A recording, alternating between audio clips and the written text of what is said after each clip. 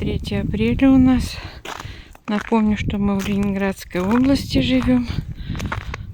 Вот так у нас сегодня выглядит наш участок. Снег идет. Какой день снег идет. Вот столько снега насыпало еще. Неделю тому назад здесь почти не было на участке снега. В общем, зима продолжается. Гортензии не обрезаны еще. Довольно-таки холодно.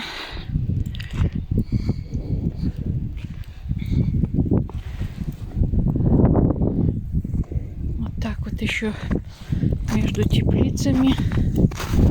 Здесь открыли, чтобы проветривалось.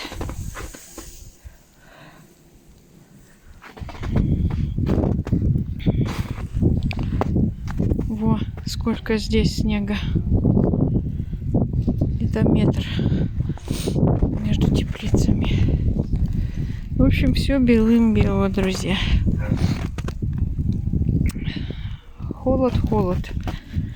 Делитесь, как у вас с погодой.